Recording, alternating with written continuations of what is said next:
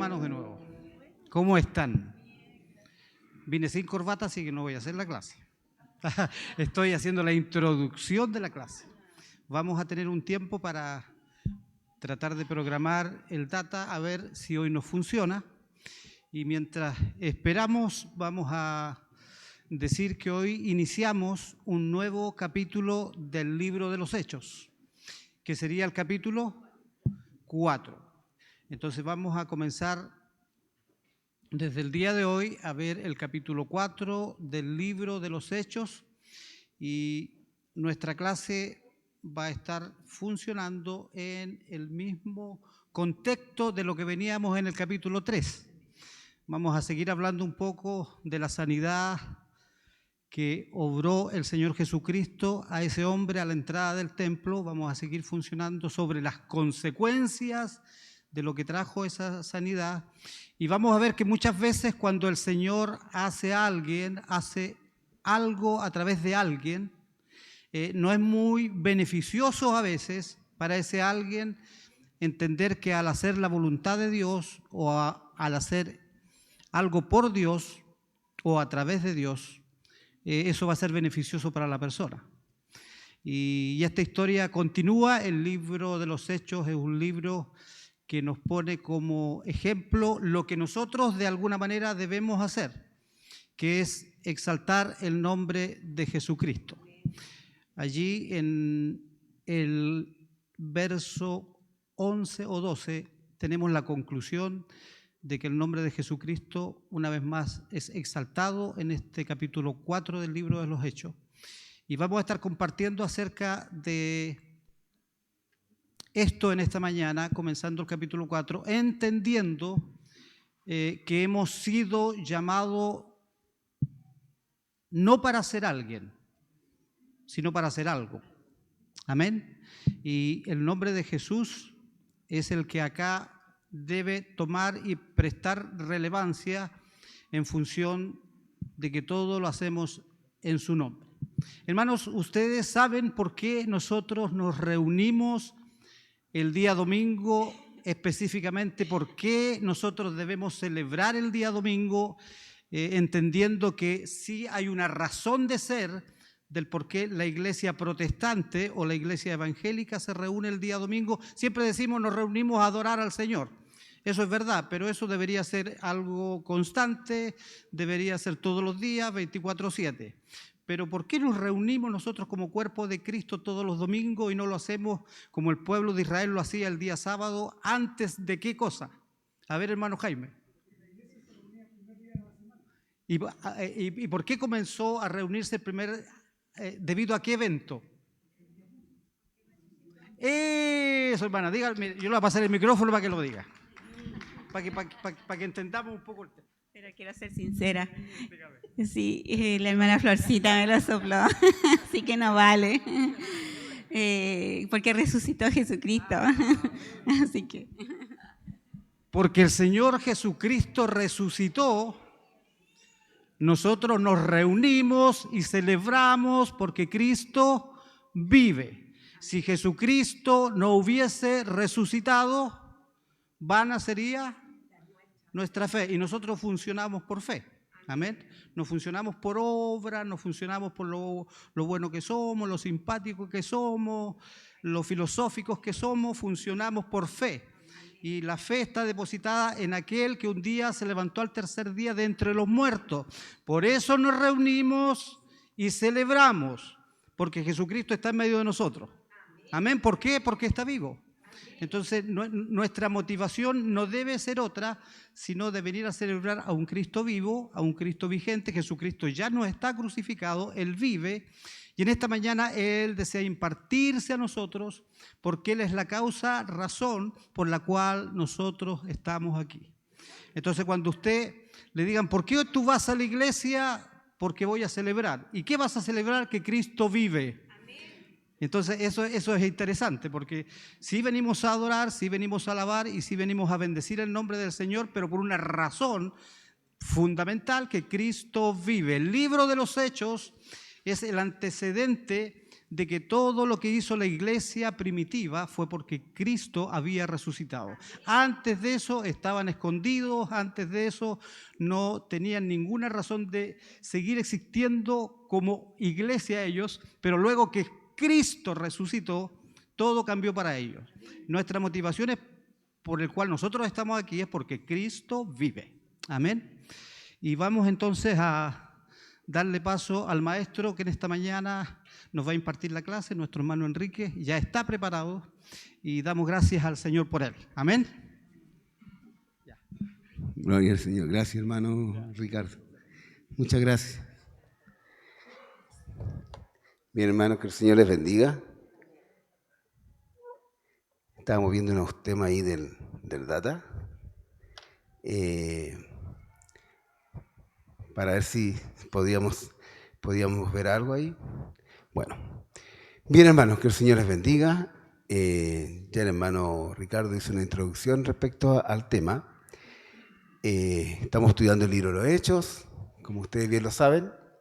Y ahora, como decía el hermano Ricardo, vamos a estar con el capítulo 4. Pero primeramente vamos a orar para que el Señor sea en la clase. Amén. Señor, te alabamos, te bendecimos, te damos las gracias, Señor, por tu amor, tu misericordia. Gracias, Señor, porque dependemos de ti, Señor. Gracias, Señor, por cada uno de mis hermanas, mis hermanos que se ha dado el tiempo para llegar a tu casa de oración y aprender de tu palabra, Señor. Y nosotros como maestros, Señor, tenemos la obligación, Señor, como hijos tuyos, de entregar tu palabra, Señor, a tiempo y fuera de tiempo, Señor. Gracias por este privilegio que tú nos das, Señor, y te pedimos que tu Espíritu Santo sea en medio nuestro, enseñándonos todas las cosas, Señor. En el nombre de Jesús, amén. Amén. Bien, hermanos, como decía el hermano Ricardo, estamos ya empezando el capítulo 4, pero hay unas cosas acá que tengo yo anotadas, que vamos a leer el capítulo 15, el versículo 19 de Juan. ¿Ya? Y vamos a leer también el capítulo 17 y el versículo 14 del libro de Juan. Juan 15, 19 y Juan 17, 14.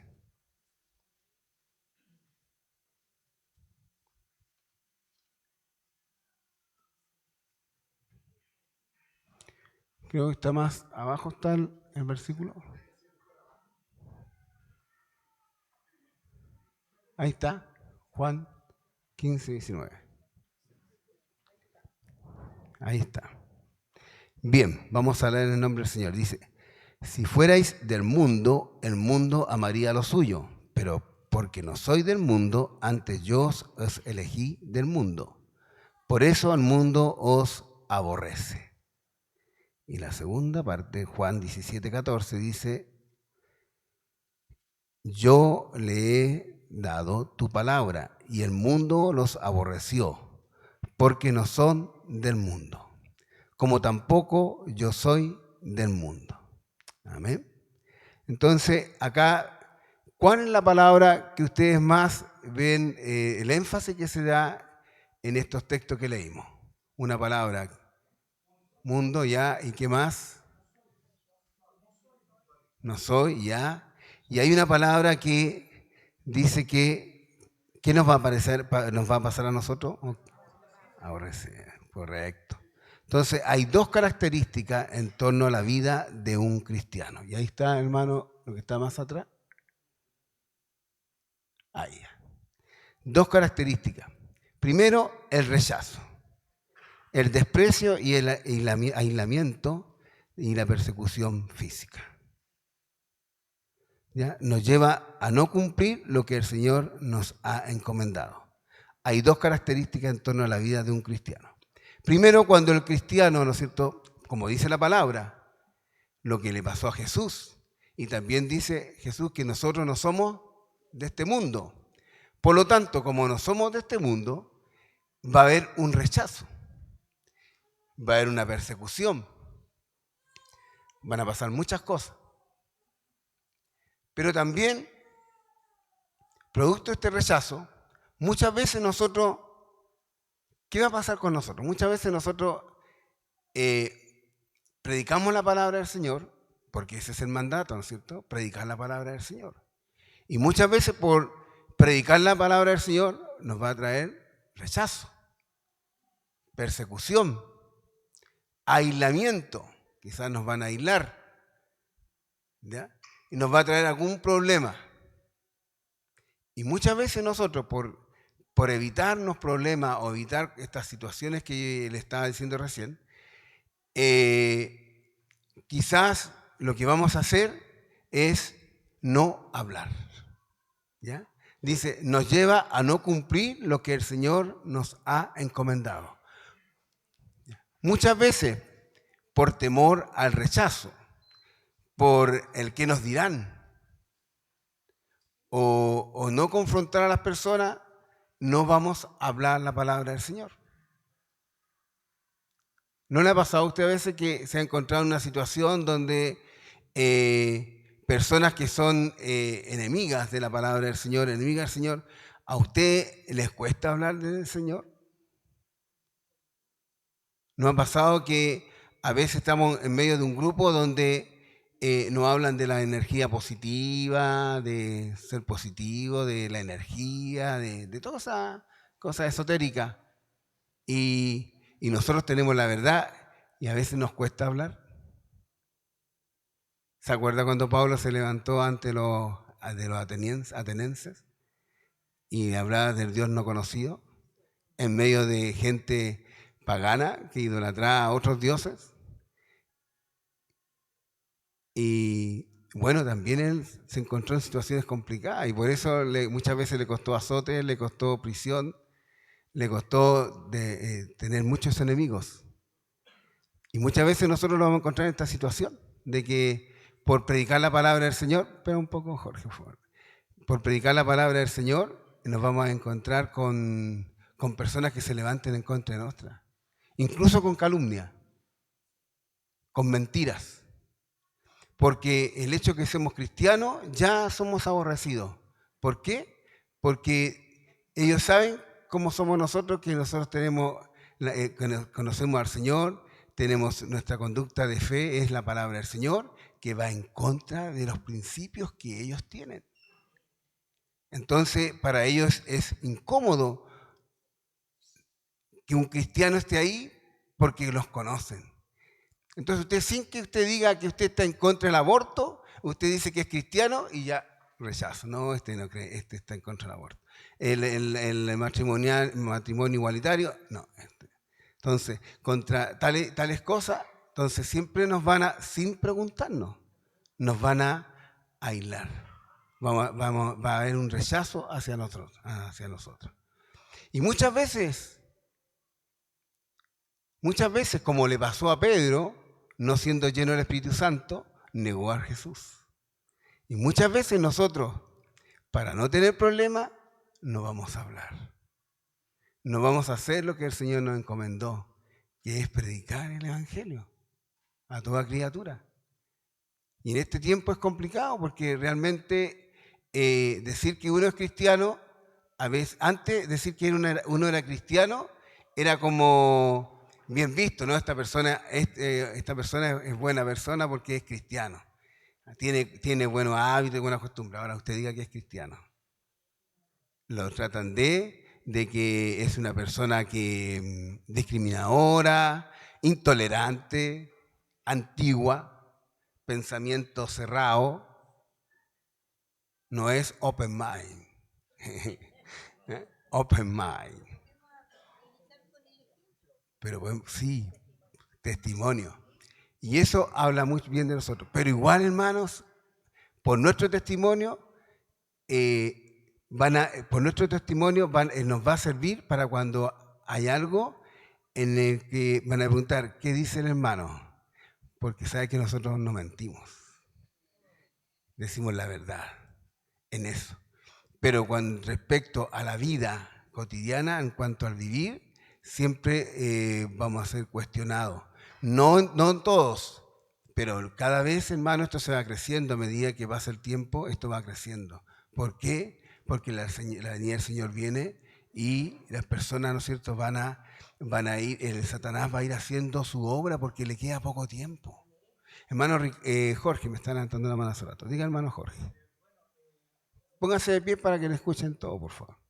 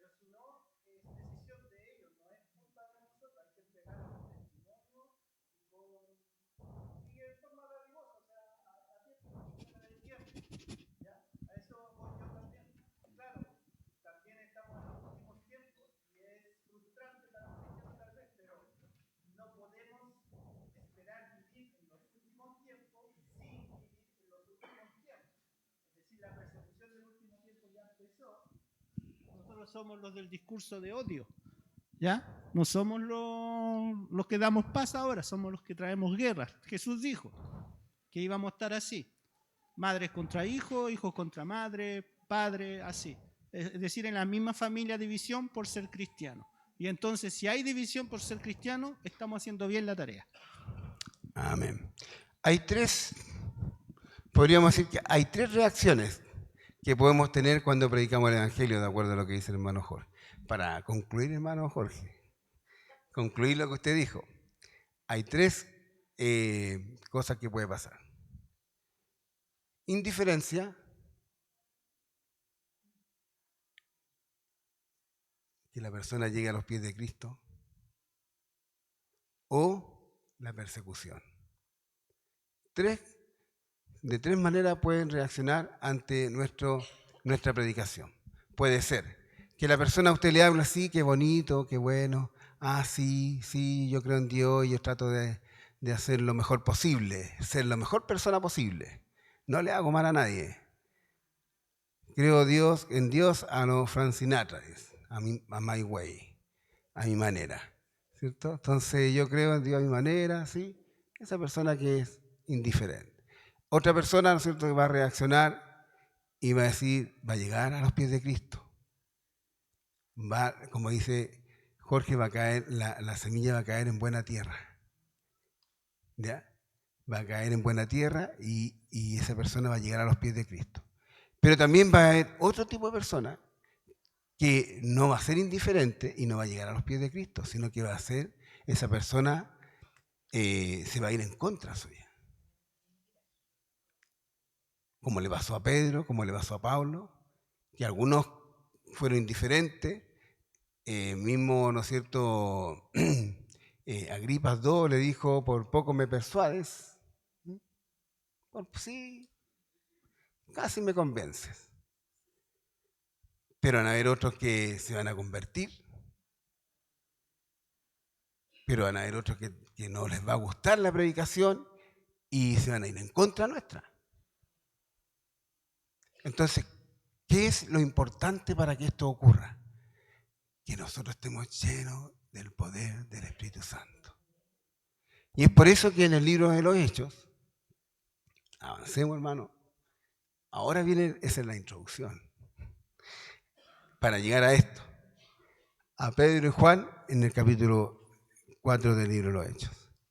Vemos cómo el Pedro, ¿no es cierto?, cuando negó a Jesús, ¿ya?, porque era un Pedro temeroso, y vemos ahora a un Pedro lleno del Espíritu Santo, ¿no es cierto?, cuando vino en tiempo Pentecostés, predicó la palabra, ¿y qué pasó? Se convirtieron, ¿cuántos? Como 5.000, ¿cuántas personas? ¿3.000? ¿3.000? En el primer discurso, 3.000 personas.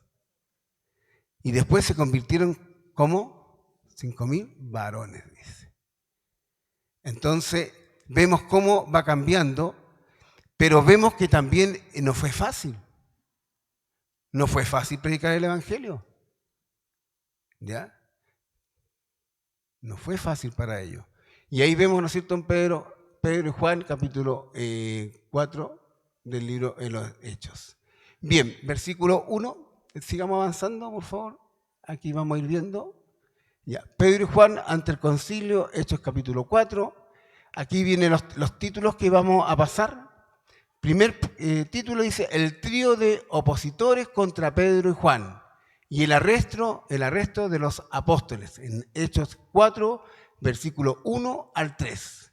Después, punto 2, dice, la conversión de muchos a Cristo, como 5.000 varones, Hechos 4, 4.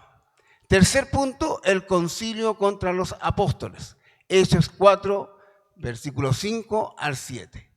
Y cuarto punto, 1, 2, 3, 4. Sí, la defensa y testimonio de Pedro con su mensaje ante el concilio. Esos son los puntos que vamos a tocar. Vamos al primer punto. Ahí no se ve. Hechos 4, del 1 al 3.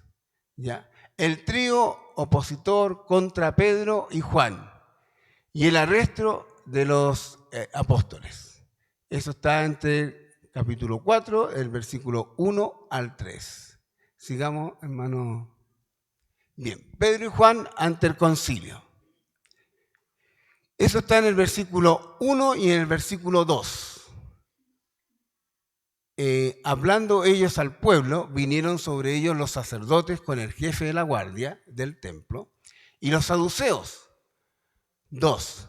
Resentidos de que enseñasen al pueblo y anunciasen en Jesús la resurrección de entre los muertos. Ya, perdón, hasta ahí llega. Y anunciasen en Jesús la resurrección de entre los muertos. Esa es la primera parte. Sigamos avanzando, hermano. ¿Quiénes eran los opositores contra los apóstoles? No me avance todavía. No me avance. Ahí no va. ¿Quiénes eran?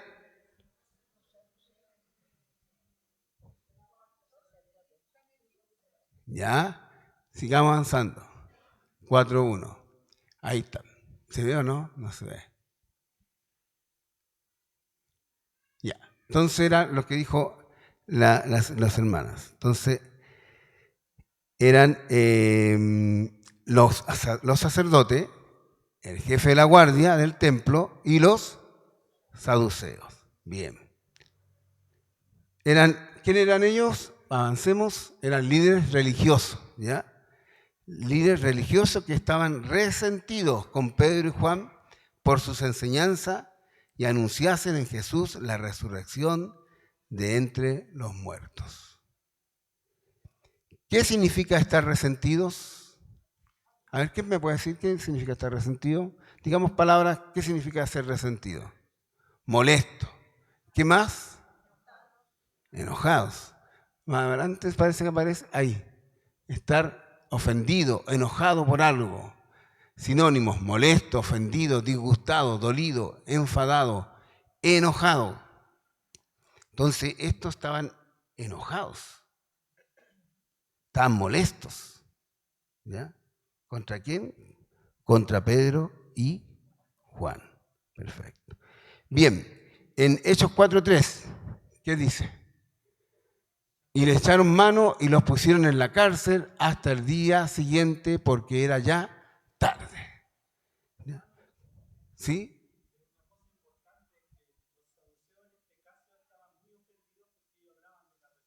Eso viene más adelante. Vamos de a poco, piano, piano. Mejor, al final, digamos, comentario, porque a lo mejor viene más adelante y adelantamos la película. ¿Le ha pasado que le adelantan la película, no? Oye, dice, oye, está buena la película. Y le dicen, oh, sí, esa señora muere.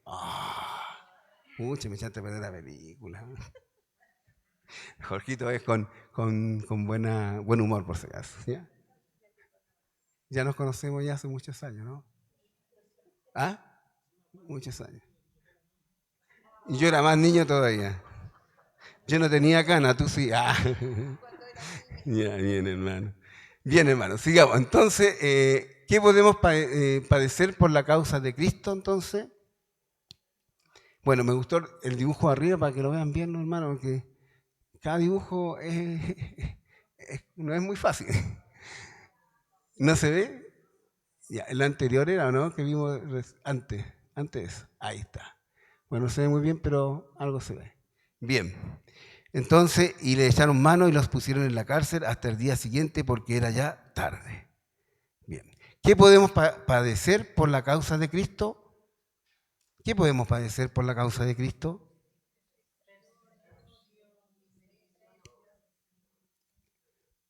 Ya. Vamos a ver, no vamos a leer los textos porque me dicen que hoy día hay fiesta. Ah.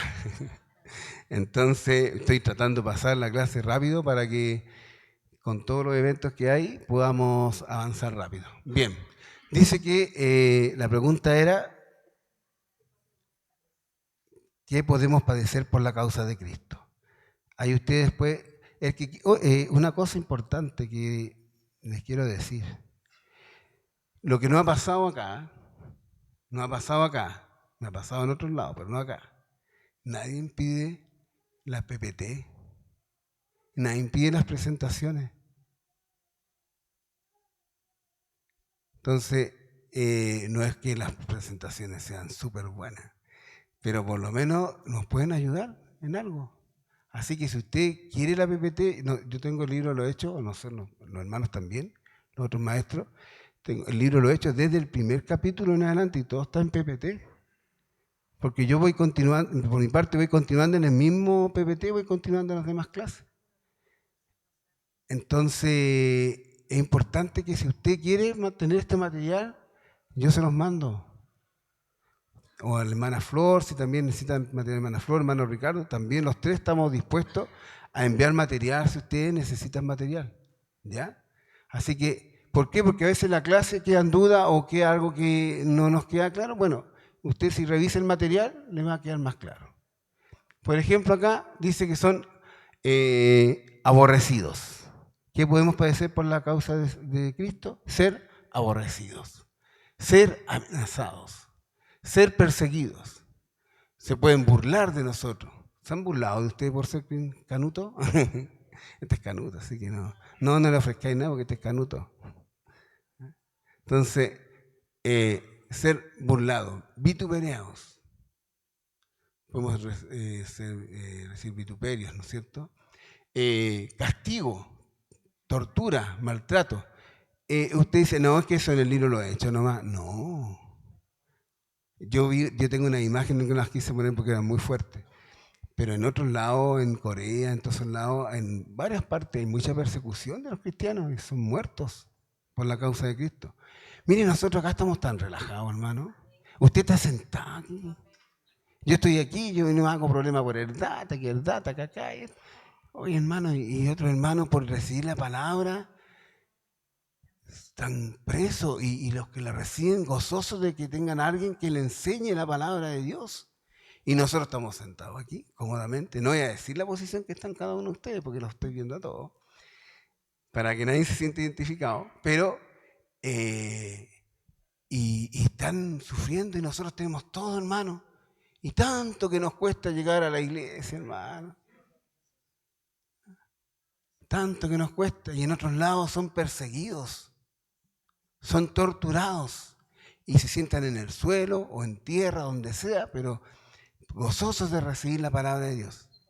Y nosotros acá tenemos estos maravillosos asientos, tenemos un data, un hermoso profesor. No, es una broma, hermano. Es para amenizar un poco, ¿ya? Tenemos data, tenemos el hermano que nos guía ahí, tenemos el hermano Ricardo, que mientras yo estaba ahí, el hermano Ricardo acá,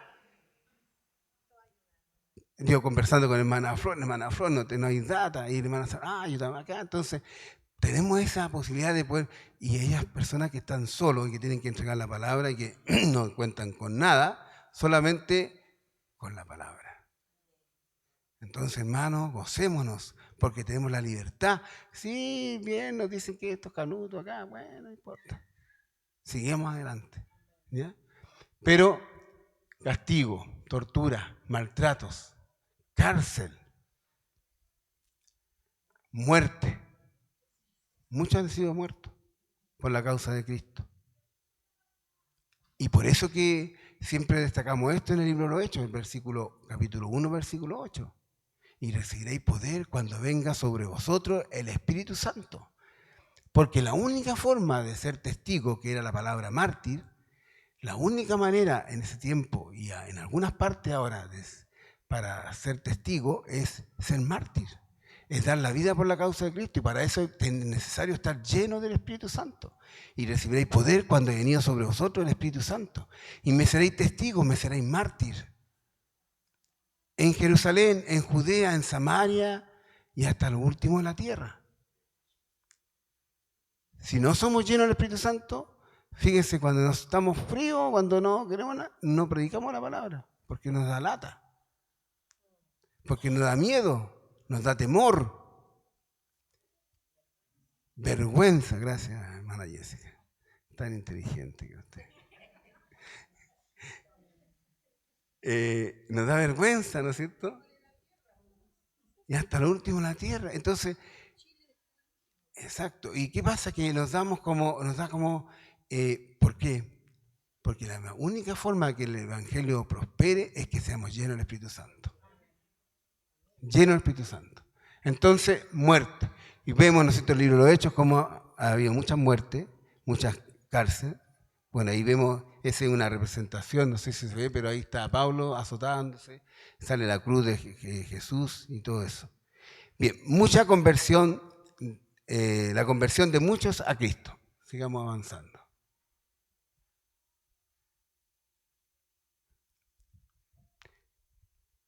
Antes parece eso.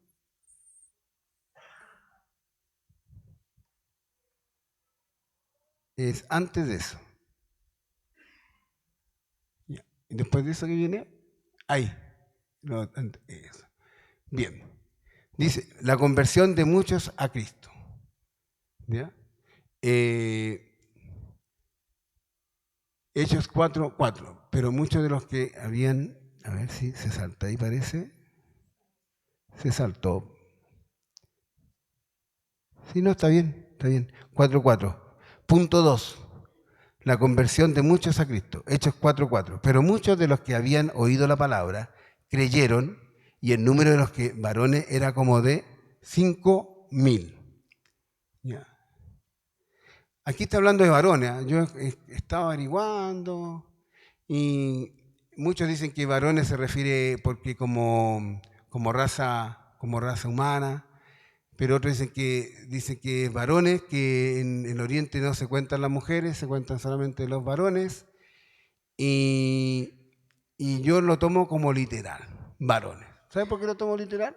Porque en Hechos 2 dice personas. Entonces, si fueran en total, diría varones también, pero dice personas, y aquí dice varones. Entonces, figúrense, como 5.000, sin contar los niños que puedan recibir al Señor y las mujeres. Y eso, hay dos eventos importantes ahí, hermano. ¿Como cuántos creyeron en total en Jerusalén? ¿Cuántos serían en Jerusalén? Jerusalén, saquemos la cuenta, ¿cómo? 8.000. Bien, hermana Flor. En Pentecostés, ¿cuánto eran? Como 3.000. Y en el templo, como 5.000 varones. Total, más de 8.000 personas que recibieron al Señor por la predicación de la palabra de Dios. En hechos totalmente distintos. Uno, cuando estaban en Pentecostés, cuando vino, ¿no es cierto?, el derramamiento del Espíritu Santo. Ahí Pedro se levantó, ¿no es cierto?, en el poder del Señor, con el poder del Espíritu Santo. Después, cuando vino la sanidad, ¿no es cierto?, del paralítico, también se levantaron ahí a predicar el Evangelio. Y ahora, ¿no es cierto?, cuando estaban las personas ahí en el templo, también ahí, ¿no es cierto?, también se convirtieron personas. ¿Y por qué? Porque estaban llenos del Espíritu Santo. Y fíjense, a pesar de los eventos del Pentecostés, de la sanidad y de esta discusión que había en el templo, lo más importante que es la predicación del Evangelio. En la palabra de Dios es que las personas lleguen a la salvación, a ser salvos. ¿Ya? Eso es lo más importante, ser salvo. Y como punto 3, el concilio contra los apóstoles. Sigamos avanzando, parece que... Bien, ahí estamos. El concilio, el punto 3, el concilio contra los apóstoles. Ya. Pedro y Juan fueron traídos a Anás, Caifás y los líderes del concilio. Ya, ahí está en Hechos 4, del 5 al 7. Aquí vamos a hablar el hermano Jorge, ¿ya? Aquí le vamos a dar la palabra para que el hermano Jorge nos diga algo. Bien, dice, aconteció al día siguiente que se reunieron en Jerusalén los gobernantes, los ancianos y los escribas, y el sumo sacerdote Anás y Caifás, Juan y Alejandro, y todos los que eran de la familia de los sumos sacerdotes. Y poniéndoles en medio les preguntaron, ¿con qué potestad o en qué nombre habéis hecho vosotros esto? Entonces las autoridades ahí le preguntan, ¿en qué potestad? ¿En qué nombre habéis hecho esto? Bien. Ahora, la pregunta. Ahora, hermano, no se ve, no importa, pero yo la leo. ¿Qué era el concilio y quiénes los constituían? Hermano Jorge. Ahora le toca a usted. ¿Qué era el concilio y quiénes lo constituían? El concilio eran los ancianos normalmente con autoridad y de ciertas familias en este tiempo de Jerusalén. Básicamente eran políticos en este momento, no eran gente muy llena del Espíritu Santo, que digamos. Y asimismo el saduceo era alguien que iba contra Jesús en específica por el choque de doctrina. Ellos creían que no había resurrección, ángeles, cielo, ni una cosa. A lo que yo iba en delante era que cuando hay oposición, así es también por doctrinal, igual que ahora. Nosotros decimos, no, si somos hombre y mujer, y la doctrina del mundo es LGTB. O sea, estamos diciendo no corrupción y la doctrina política es llenarme los bolsillos sin que Dios exista. Por eso niego a Dios en el Congreso. O sea, en la oposición que tenemos nosotros es bastante suave, pero a la vez más peligrosa que la que hay en otros lados, porque al ser tan suave no la vemos. No sé si me entienden. El Islam sabemos que se opone completamente, pero estos se ponen con la hipocresía, y entonces la hipocresía entra suavemente a la iglesia. Lo estamos viendo en iglesias luteranas, anglicanas, una pentecostal en Estados Unidos, que empezaron a ordenar pastores homosexuales por la suavidad que entró, la hipocresía. Ahora hay que echarle corrector a Corintios, no se puede leer. En Canadá, está cerca, un país desarrollado, meten a la cárcel a los pastores y a los papás que se oponen a la LGTB. O sea, estamos viendo persecución que entró suavecita, pero que existe. Es lo mismo que en ese tiempo, pero ahora de otra forma, con la hipocresía primando y entrando así. Por eso tenemos que ser más cuidadosos. Bien. Avancemos entonces, hermano. ¿Qué era el concilio? ¿Qué era el concilio? Los apóstoles fueron presentados ante un tribunal compuesto de gobernantes, ancianos y escribas. Eso está en Hechos 4, del 5 al 7. Estos tres grupos constituían el concilio, que son el Sanedrín o la Corte Suprema de los Judíos. ¿Ya? Esto era el concilio. Estos formaban el concilio. Bien, vamos a desglosar. Avancemos, hermano. El Sanedrín fue el nombre dado al concilio consejo judío establecido en los últimos 2 siglos antes de Cristo, activo hasta el año 70 después de Cristo. Ahora no voy a hablar mucho, pero a ver, ¿qué podríamos decir del siglo antes? En el siglo antes de Cristo estaba imperando, ¿no es cierto?, la cultura griega. O sea, tratando el mundo griego de tratar de ir conquistando a los pueblos, y a la vez de ir conquistando a los pueblos, ir, ¿no es cierto?, invadiendo todos los pueblos con la cultura griega. Y aquí nacen los religiosos judíos, ¿no es cierto?, que ustedes han escuchado hablar de los macabeos, de la Biblia por si acaso, los macabeos de la Biblia, ya. Los macabeos es una familia que se levantó, ¿no es cierto?, con poder ante, ¿no es cierto?, los ataques de los enemigos de la cultura judía. En este caso había un hombre que era Antíoco Epífanes, que incluso sacrificó un cerdo en el templo, ¿ya? Y los saduceos nacieron en el año 200 antes de Cristo, y ellos eran partidarios de la cultura griega. Ellos no eran religiosos, más bien dicho, eran políticos. Ellos estaban adecuados a este mundo y estaban a favor del imperio romano, del imperio griego, de todos los imperios que han habido en contra de los judíos. ¿Por qué? Porque ellos eran mundanos. Ellos no creían en la resurrección de los muertos, no creían en los ángeles y no creían tampoco en los espíritus. Hermano Benjamín.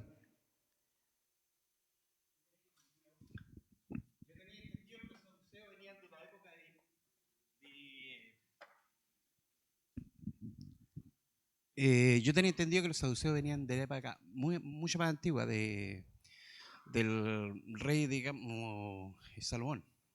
Saduceo, de hecho, viene Sabá y significa rectitud. Y ellos protegían la Torá, que era la ley sagrada. Y usted me está hablando de otra cosa, no sé. Claro, es que en el año ahí dice, establecido en los últimos siglos antes de Cristo, hasta el año 70 después de Cristo. Lo que usted está hablando, sí, pero esa es la familia del sumo sacerdote. Ya. Pero los saduceos, como saduceos, quizás esa es la familia como sumo sacerdote, pero los saduceos como sexta saduceo, empezó en el siglo II antes de Cristo, como también los fariseos, porque los fariseos también se levantaron en el tiempo de los macabeos, siendo que varios de los fariseos son escribas, ¿ya? ¿Ha escuchado que los escribas también son antiguos? Los escribas vienen en el Antiguo Testamento, en el tiempo de Isaías, habían escribas. Pero como sexta, los fariseos se constituyeron en el siglo III por ahí, antes de Cristo, con el levantamiento de los macabeos. ¿Ya? ¿Por qué? Porque los fariseos nacieron como religiosos judíos, que habían escribas, se levantaron ellos. ¿Por qué se levantaron ellos?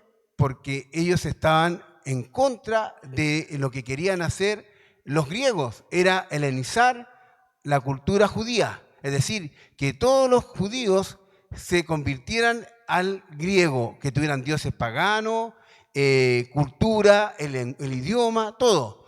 Y se levantó un grupo de hombres en contra de eso para defender la religión judía. Y dentro de los que se levantaron y nacieron fueron los fariseos, que se levantaron con una muy buena causa, en contra, ¿no es cierto?, de esta cultura griega.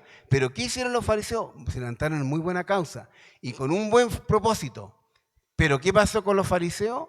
Se fueron quedando y se convirtieron solamente en religiosos. Y los judíos, los fariseos y los saduceos no se podían ver entre sí. ¿Por qué? Porque los fariseos eran religiosos que creían en la resurrección, en los ángeles y en los espíritus. En cambio, los saduceos no eran religiosos. Por eso que le digo que nacieron en el siglo II, porque si nacieron en el tiempo de que usted me indica, en ese tiempo eran religiosos y creían en Dios. En cambio, los saduceos no creen en Dios. Cuando digo no creen en Dios, es que no tienen a Dios como su Señor, como los fariseos, que sí creían en Dios y sí creían en las Escrituras. Pero es que más que religiosos, los saduceos eran políticos. Ellos estaban ahí por un poder político. Fíjense que ellos estaban a favor del Imperio Romano, de tal manera que el Imperio Romano los tenía a ellos a cargo, por eso que está el guardia del templo. El guardia del templo estaban puestos por ellos, por la élite sacerdotal. ¿Por qué? ¿Por qué los tenían ahí? Para que no hubiera desórdenes, porque si había desorden en el templo, ¿qué pasaría? Los imperios romanos dirían, hasta aquí nomás llega el asunto de las reuniones en los templos. Se llama demócrata cristiano. ¿Qué tiene de cristiano? Claro. Claro. Hermana Flor. Sí, el mismo espíritu va cambiando a través de la edades, pero es el mismo espíritu opositor que va acomodándose a la época, como hoy. Claro, porque los macabeos, por ejemplo, también, los macabeos, hermano Benjamín, nacieron en el siglo IV antes de Cristo, pero fíjese que ellos, se les llamó macabeos, pero ellos vienen de una familia sacerdotal del tiempo muy antiguo, del año 1000 o antes de Cristo. Pero ellos vinieron a conformarse como macabeos, a pesar que venían de una familia sacerdotal, en el tiempo de los 400 años de silencio. Le llaman 400 años de silencio porque está entre el Antiguo Testamento y el Nuevo Testamento. Hay 400 años de silencio en que no hay inspiración divina y no hay ningún libro escrito de la Biblia en esos 400 años. Cuando digo ningún libro escrito de la Biblia, es en el fin a los libros canonizados, a los 66 libros que tenemos nosotros ahora. Porque la Iglesia Católica tiene los macabeos, primera y segunda de Macabeo, y tiene otros libros más, Judith y todo ese asunto. ¿Ya? Entonces, eso es importante. Ahora, y si vivimos ahora en este tiempo, vivimos que siguen los saduceos y que siguen los fariseos. Con otros nombres. Hay muchos cristianos que son saduceos porque están mirando el cristianismo más como político, más que como hijo de Dios. Agradando al hombre, más que... Porque ¿qué hacían los saduceos? Agradaban al imperio romano. Y los fariseos estaban en contra del imperio romano, porque querían agradar a Dios. Entonces había una discusión, por eso que Pablo, cuando se vio atrapado entre ellos, cuando se vio atrapado y que lo iban a encarcelar y lo enfrentaron, y vio Pablo inteligentemente que habían fariseos y saduceos. ¿Y qué hizo Pablo? Empezó a hablar de la resurrección. Y cuando empezó a hablar de la resurrección, empezaron a pelear entre ellos. Y él escapó. Entonces, ahora igual hay personas que son religiosas, pero que están más en el tema político que en el cristianismo. Como también hay fariseos, y a veces nosotros decimos que la Iglesia Católica son los fariseos porque son religiosos acá. Ojo, porque también entre nosotros pueden haber fariseos que solamente son religiosos. Y esperemos que el Señor no nos tenga que decir sepulcros blanqueados. Amén. Estoy corriendo porque el tiempo avanza, hermano. El Sanedrí estaba compuesto por diferentes tipos de grupos. Todos los eos tenían una representación, pero que ellos tenían como poder. Antes que llegara Cristo no tenían ningún problema. Después que llegó Cristo comenzaron los problemas, porque ellos perdieron el poder. Tener 8.000 personas en contra de un día para otro no era menor, ¿cierto? Claro. Entonces el tema de los saduceos, que era lo político de ellos, es que perdieron el poder a través de eso de lo político, porque ya no reconocían al César, reconocían a Jesús. Y los fariseos, del cual fue Pablo miembro, José de Arimatea, también era el poder religioso, que ellos habían implantado todas las tradiciones, todo el tema, y perdieron todo eso de la noche a la mañana. O sea, Cristo vino a establecer sobre ellos, les vino a poner patas para arriba todo el tema. Entonces ese era el tema, perdieron el poder, y a ellos les interesaba el poder. Y vemos que Pablo fue fariseo, pues fariseo de fariseo. Él era perseguidor de la iglesia, hasta que Cristo llegó al encuentro de él. Entonces, y aquí, claro, como dice el hermano Ricardo, porque resulta que cuando Pedro habla de la resurrección de los muertos, o sea, antes los saduceos no tenían ningún problema con la religión, déjenlos que hablen.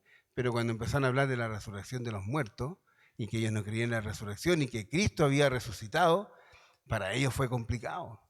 Fue complicado. Entonces, es importante. Ahora, lo importante es que el Sanedrín se componía por una mayoría de saduceos.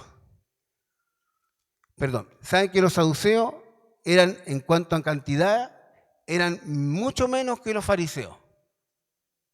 Pero tenían poder adquisitivo. Por lo tanto, ellos eran parte del Sanedrín, incluso como sumo sacerdote era saduceo. Anás y Caifás. ¿Cuál era el sumo sacerdote de ese tiempo? Era Caifás. Pero Anás se quedó como sumo sacerdote porque era el yerno, o sea, era la familia de los sumos sacerdotes. Y como no querían perder el poder, siguió en la línea, por eso que le llaman como emérito, o sea, es como ahora llaman a los políticos, ¿no? Honorarios, ¿cómo se llama? ¿Ah? cuando quedan para siempre vitalicio. ¿Ah? Porque no les conviene irse porque había un poder monetario por medio. Jorge, cortito porque me queda poco tiempo.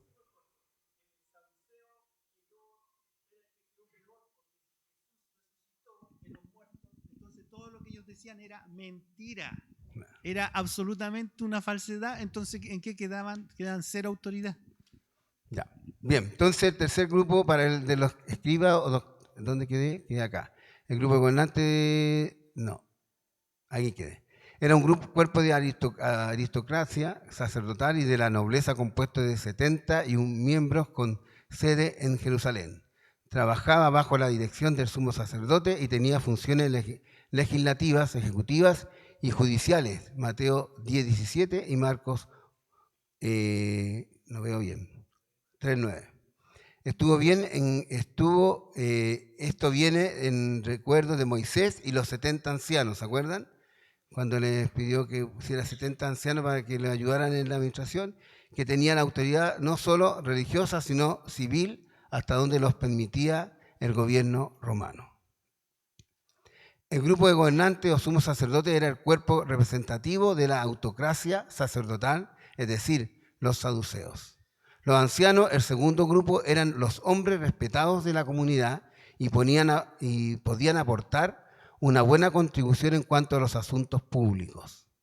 Después tenemos el tercer grupo, eran los de los escribas o doctores de la ley, pertenecientes en su mayoría a los fariseos. El presidente de este tribunal era el sumo sacerdote, que en esta ocasión era Caifás, el mismo de la pasión de Cristo. Los dos hombres, Caifás y Anás, tenían el título de sumo sacerdote, Caifás yerno de Anás, por ser el presidente actual, y Anás por ser el presidente emérito, o sea, por mérito, por honor, porque vitalicio. Y por conveniencia, porque había el dinero ahí se movía. Bien. Entonces, en Hechos 4, del 8 al 10, dice la defensa de Pedro ante el concilio con su mensaje cristocéntrico. Eso es súper importante, hermano. El mensaje tiene que ser cristocéntrico. Avancemos, si se avanza. Entonces, ahí en el capítulo 4, del 8 al 9, dice, entonces, Hechos capítulo 4, versículos del 8 al 9, dice, entonces Pedro, lleno del Espíritu Santo, les dijo a gobernantes del pueblo y a ancianos de Israel, puesto que hoy se nos interroga acerca del beneficio hecho a un hombre enfermo, ¿de qué manera haya sido sanado? 10. Sea notorio a todos vosotros, el 10 sigue a continuación, a todo el pueblo de Israel, que en el nombre de Jesucristo de Nazaret, a quien vosotros justificasteis y a quien Dios resucitó de los muertos, por él este hombre está en vuestra presencia sano. Amén. Entonces, ¿sobre quién predicó Pedro y Pablo? Sobre Cristo. Cristocéntrico, nada de otra cosa. El Cristo, amén, hermano. El Cristo resucitado. Porque si Cristo murió y no resucitó, en vano es nuestra fe. Porque si no hay resurrección, no hay vida eterna para nosotros. Entonces, él predicó sobre la resurrección y ahí salieron el concilio y salieron a juzgarlo, incluso fueron encarcelados. Pero a mí me llama la atención este Pedro que se enfrentó a las autoridades sin ningún temor. Sin ningún temor.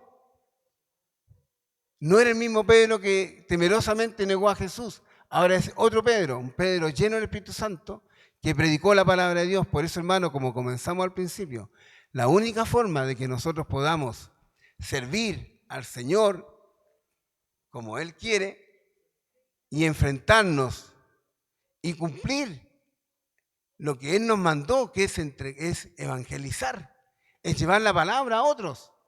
Fíjense que en el libro de los Hechos, el propósito de que sean llenos del Espíritu Santo era que predicaran a otros y se convirtieron como 3.000 personas, 5.000 varones. Y después siguieron el Evangelio, siguió con Pablo el Evangelio y se siguió predicando. Pero la clave es estar lleno del Espíritu Santo.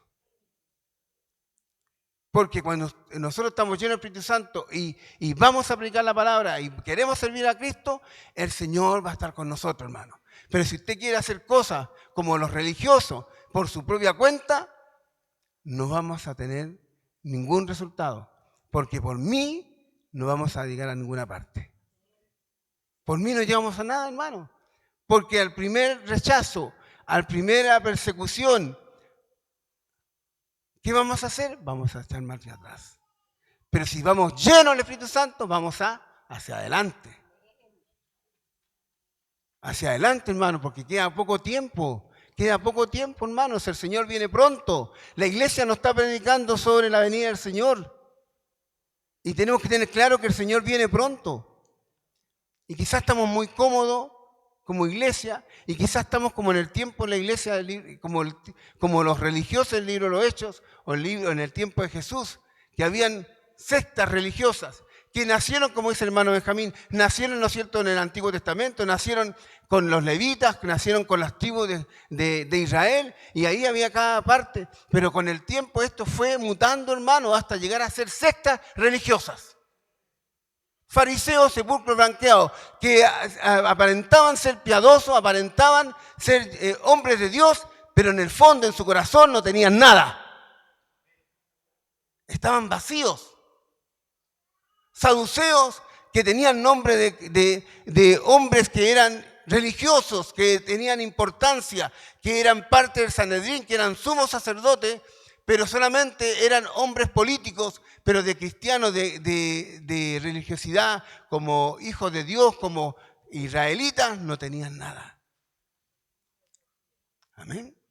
Así que ahí vamos a orar al Señor para tomar la ofrenda, porque van a empezar ya los hermanos. Texto no va a haber texto porque hay un evento especial, así que no hay texto. ¿Ya? Vamos a orar al Señor. Y voy a pedir al hermano Rodrigo, ¿usted nos puede guiar en oración? Padre Celestial, en el nombre de Jesús, primeramente te damos gracias, Señor, por este tiempo, Señor. Gracias por tu benecer, Señor, porque hasta aquí nos has ayudado, Padre Celestial.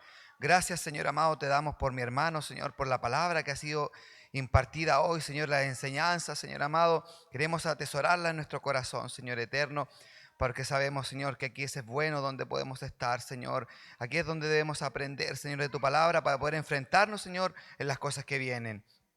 Padre amado, también en esta hora, Señor, queremos agradecerte, Señor, con la ofrenda, Señor. Sabemos que aunque entregásemos, Señor, todo lo que pudiésemos, no alcanzaría, Señor, para el sacrificio maravilloso que hiciste tú en esa cruz, Señor, por nosotros. Pero queremos, Señor, en obediencia, entregar, Señor, nuestra ofrenda, Señor amado, para tu obra. Padre, bendice a todo aquel, Señor, que da, y al que no puede, Señor, usted bendígale también, Señor, para que en otra oportunidad pueda hacerlo. Padre, pedimos que tu bendición sea con cada uno de nosotros, Señor, en el nombre de Jesucristo.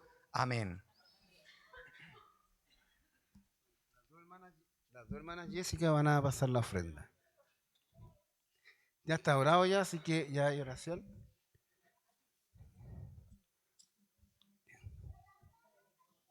Pasen ahora.